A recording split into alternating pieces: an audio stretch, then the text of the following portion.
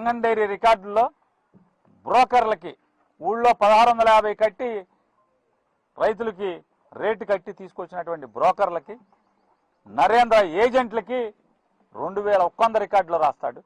కానీ కేంద్ర రాష్ట్ర ప్రభుత్వాలు 2400 కొనాలని చెప్పని ప్రభుత్వాలు చెప్తే ఇతను బరితెగించి నేను 2100కే కొన్నాను సంగం డైరీ నుంచి అంటాడు.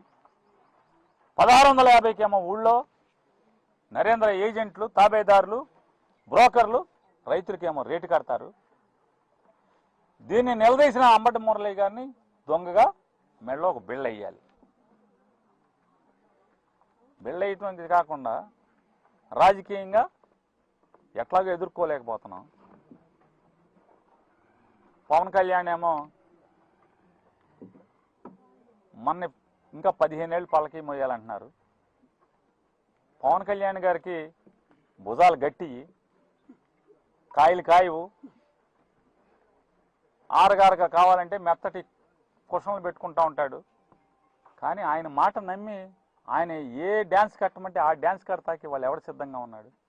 అరే కమ్మోళ్ళ రాజ్యం అయిపోయింది, రెడ్ల రాజ్యం అయిపోయింది, మన కాపులకు కూడా రాజ్యం కావాలని చెప్పని కులాన్ని రెచ్చగొట్టి, అది నిజంగానే మనోడు ఇన్నాళ్ళకి ఒకడు వచ్చాడు పోటుగాడరా, చంద్రబాబు సగం చేస్తే మనోడు సగం చేస్తాడు రా అని చెప్పి నమ్మి ఇవాళ సైకిల్ని మోస్తే 15 ఏళ్ళు మనం మొయ్యాలి, ఈ సైకిల్ని మొయ్యాల్సిందే అని చెప్పని చెప్తుంటే సో మనకి మెల్లగా జారిపోయే పరిస్థితి ఉంది కాపులు. కాబట్టి మనం మురళిని ఏదో రకంగా దుర్మార్గుడి కింద, దుష్టుడి కింద చిత్రీకరించాలి, తప్పుడు పనులు చేస్తున్నట్టు చిత్రీకరించాలి, దొంగ కేసులు కట్టాలి అని చెప్పని తప్పుడు ఆలోచన. కాకపోతే మొక్కజొన్నతో వ్యాపారం ఎవరికి అవసరం? అంబటి మురళికి అవసరమా? దూళిపాయల నరేంద్రకి అవసరమా? ఎవరికి అవసరం మొక్కజొన్నతో వ్యాపారం? మొక్కజొన్న ఊళ్ళో 1650కి రైతులకు కట్టి 2000 ఎక్కువందేమో నీ జెండా మోసేవాళ్ళు, నీకు ఏజెంట్లుగా నీ దూళిపాల నరేంద్రని మోసే వాళ్ళకేమో 2100 సంగం డైరీ నుంచి కడతారు. మీరెంత రాసుకుంటారు?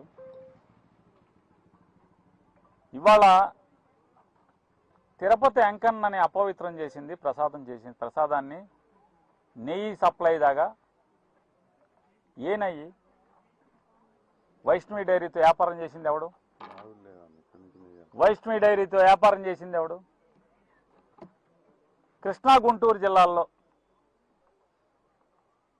దొడ్లు ఎక్కడ ఆవులు కనపడతాయా? పూజకి తప్పితే ఆవును దేనికి వాడతారు మనకి ఈ ప్రాంతంలో?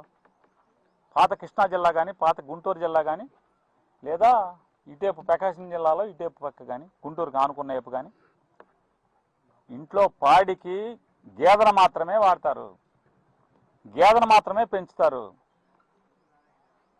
ఇక్కడి నుంచి గేదె పాలతో ఆవు నెయ్యిని తయారు చేసి సంగం డైరీ స్పెషలిస్ట్. సంగం డైరీ స్పెషలైజేషన్ ఏంటయ్యా అంటే గేదె పాలు సేకరించి ఆవు నెయ్యిని తిరుపతి వెంకన్నకి సప్లై చేసేటువంటి నైపుణ్యాన్ని సంగం డైరీ సంపాదించింది. మరి ఎంత గొప్పడు నువ్వు, అంత పనోళ్ళు మీరు. రైతులు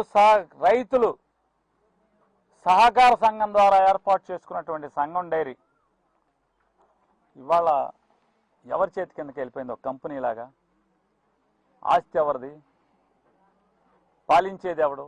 ఎవడాస్తి కింద అయిపోయింది? ఇవన్నీ నిలదీస్తుంటేనేమో తప్పుడు కేసులు పెడతా ఉంటారు. నేను వైష్ణవి డైరీ, సంగం డైరీ రెండూ కలిసి తప్పుడు వ్యాపారం చేసినవి, ఇది నేను చెప్పట్లేదు, సిబిఐ చెప్పింది. వైష్ణవి డైరీ పేరుతో దొంగ నెయ్యిని, తప్పుడు నెయ్యిని, కల్తీ నెయ్యిని తిరుపతి వెంకన్న స్వామికి సప్లై చేశారు. దాన్ని లడ్డూలు తయారు చేశారు అని చెప్పి చంద్రబాబు నాయుడు గారు ముఖ్యమంత్రిగా ఉండంగా, శ్యామలరావు గారు ఈవోగా ఉండంగా జరిగింది అని చెప్పిన సిబిఐ చెప్పింది కోర్టులకి. మరి నిన్నటిదాకా సంగం డైరీ ఒక తలుపు మీద, వైష్ణవి డైరీ ఒక తలుపు మీద, సంగం డైరీ లోగోలు ఉన్నటువంటి వ్యాన్లు, పాల వ్యాన్లు లోపలేమో సరుకు తీసుకెళ్తా ఫోటోలు ఉంటాయి కంపెనీ పేరు మీద. వెంటనే వెబ్సైట్ డౌన్ చేస్తారు, గేటుకు రంగులేస్తారు. నిన్నటిదాకా అక్కడి నుంచి వెళ్ళిన ఆవు నెయ్యి, గేదె పాల నుంచి ఆవు నెయ్యిని తయారు చేసి ఇవాళ ఇక్కడి నుంచి పంపిస్తారు. 1650 రూపాయలకి రైతు దగ్గర మొక్కజొన్న కొంటారు. సబ్సిడీ పేరు మీదేమో ఈ పాలు సప్లై చేస్తున్న రైతులందరికీ మొక్కజొన్నతో మేత తయారు చేసి సబ్సిడీ పేరు మీద సంఘం డైరీలో రికార్డు రాసుకుని దాన్ని రైతులకు ఇస్తారు. ఏతావాత జొన్నతో లాభాలు తినేది ఎవరు? జొన్నతో బాగా మేస్తున్నది ఎవరు? జొన్న అవసరం ఎవరికి? ఇవాళ చెప్తున్నారు, రైతులు చెప్తున్నారు, వడ్ల మూడులో 1,00,000 టన్ను ఉందండి, 1,00,000 క్వింటాలో 1,00,000 టన్ను ఉందని చెప్తున్నారు. 1,00,000 క్వింటాలా, 1,00,000 బత్తానా, 1,00,000. ఇక్కడున్నది ఎంత? ఇక్కడున్నది ఎంత? ఇది ఎవరిది? రైతులది. ఇది 5వ తారీఖేమో ఈ గోడౌన్ తాళాలు బద్దలు కొడతారు దౌర్జన్యంగా. అంటే మీ ప్రభుత్వంలో ప్రభుత్వ యంత్రాంగం అధికారులు లేరా? నిజంగానే అంబటి మురళినో సముద్రయ్యో లేదా సముద్రి గారి కోళ్ళో బ్లాక్ మార్కెటింగ్ చేశారు, గోడౌన్ పెట్టారు. ఎవరు రావాలి? ఎవరు రావాలి అంటున్నా? మీరెవరు? రౌడీలు ఎవరు? మడ్రలు చేసిన వాళ్ళు, మట్టి వ్యాపారం చేసేవాడు మీరెవరని అంటున్నా? మీరందరూ వచ్చి ఇక్కడ దొమ్మి దారి ఇది చేయటం ఏంటి? మీకు వెనకాల పోలీసులు కాపలా రావటం ఏంటి? క్యా జిందా సాబ్ క్యా హో రहा है? పోలీస్ కా మామలా క్యా హో గయా? అరే యూనిఫామ్ ఉంది కదా. ఒక ప్రైవేట్ గోడౌన్ మీదకి, ఒక రైతులకు సంబంధించిన గోడౌన్ మీదకి కొంతమంది రౌడీ షీటర్లు, మర్డర్ కేసుల్లో ముద్దాయిలు దొమ్మిగా దౌర్జన్యంగా గోడౌన్ బద్దలు కొట్టడానికి వెళ్తుంటే పోలీసులను కాపలా పంపిస్తారా? అంటే మామిళ్ళపల్లిలో ఉన్నటువంటి వాళ్ళు మిమ్మల్ని వీళ్ళని తుక్కు రేక కొట్టకుండా పోలీసులను అంగు పంపిస్తారు. అంతే కదా. రండి పోనీ చెప్పి ఈ ఊళ్ళో వాళ్ళని, అరే మీ ఊరి మీద దాడికి వస్తున్నారు అని చెప్తే ఈ ఊళ్ళో ఉన్నటువంటి 20 కులాలు మీరు కలిసి తేల్చుకునేవాళ్ళు కదా. తెలుగుదేశం వాళ్ళు ఈ ఊళ్ళో ఉన్న 20 కులాలు కలిసి ఊరి మీద దాడికి వస్తే పోలీసులను లంగు తెచ్చుకుని ఈ రకంగా చేస్తారు. ఇవాళ వాడు ఆడవాళ్ళ మీద కేసులు కడతారు, భార్యాభర్తల మీద తప్పుడు కేసు కడతారు. ఎప్పుడు గోడౌన్ బద్దలు కొట్టి ధ్వంసం చేసి మా ఆస్తిలోకి వచ్చారని చెప్పని కళ్యాణి గారు, త్రివేణి గారు కేసు పెడితే, సముద్రి గారు కోళ్ళ కేసు పెడితే దాన్ని గట్టిగా పోట్లాడి మురళి గారు పోలీసుల మీద ఒత్తిడి తీసుకొచ్చి మీరు ధర్మం చేస్తారా, న్యాయం చేస్తారా, లేదా పోలీసు ఉద్యోగం మీరు చేస్తారా చేయరా అని చెప్పని జిల్లా పోలీసు అధికారుల మీద ఒత్తిడి తెస్తే వాళ్ళు 8వ తారీఖు కేసు కడతారు.